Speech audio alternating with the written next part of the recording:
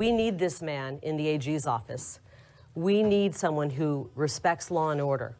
And I encourage everyone out there, all of your listeners and viewers, to vote Republican up and down that ticket.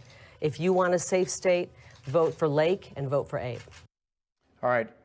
Could be the next governor and attorney general from the great state of Arizona right there. Welcome back into Wake Up America. The road to the midterms now less than 7 weeks away. The GOP trying to hone that message before those elections on November the 8th. Yeah, absolutely. Joining us now is candidate for Attorney General of Arizona, Abe Hamadeh. Abe, welcome to Wake Up America.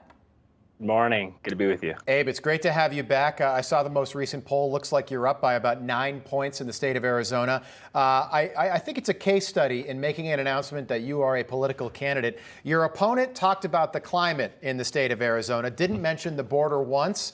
You have taken aggressive action when it comes to the southern border, particularly terrorists, known terrorists. This year alone, an all-time record, 78 have crossed the border this fiscal year alone. What's your plan to address the southern border, particularly in your state if you're elected November the 8th?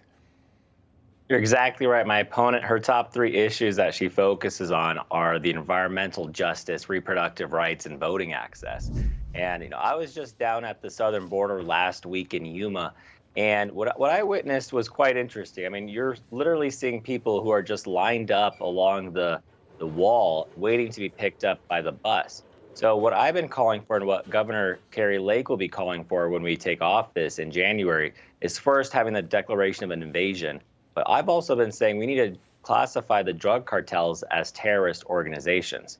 And with that will come enhanced sentencing. But we're seeing what the cartels are doing to our communities with the fentanyl having a rise in our suburban areas. I mean, killing and targeting children now with these candy-colored pills. So, classifying the cartels as terrorists will be the top priority when I take office. Versus my opponent has said her first day in office, she wants to appoint a climate change czar. So the differences couldn't be more stark. Yeah, climate change versus teenagers dying of fentanyl overdoses. Abe, you're a political newcomer, but your experiences have scored you the endorsement from former President Donald Trump. How have you found this endorsement to impact things on the road to the midterms?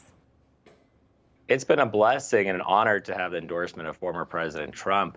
I mean, if you're looking, Arizona is so motivated right now. Under President Trump, we had peace around the world. I mean, I literally was serving in the U.S. Army overseas in the Middle East, and I witnessed the Abraham Accords. And under President Trump, we had gasoline under $2. Under President Trump, we had safe cities. We had a secure border. So Arizonans remember that. We remember how things were just about 19 months ago. And now under this administration, it's all turned into chaos and misery. So I think having the endorsement and support of President Trump is going to be a huge asset for me in the general election, just like it was in the primary. Yeah, what a story you've got to tell. I should mention that you're also endorsed by former German Ambassador Rick Grinnell, who is standing off stage left here right now. I've never seen that on a political sign, that your signs say Abe Hamadeh, Trump endorsed. I think that speaks to the power of the Trump endorsement in a place like Arizona. What is the biggest issue to Arizona voters right now? Is the border, is that top of the list? It's the top of the list because so many of the problems that are occurring are a direct result of the wide open border. I mean, just the amount of human flow and the trafficking going on our southern border is immense. But looking at the drugs that are pouring in as well. But crime and law and order is obviously top of mind as well. I mean, what you're seeing right now is our inner cities have turned into Gotham due to these Soros progressive prosecutors refusing to actually enforce the law. And now look at what's happening.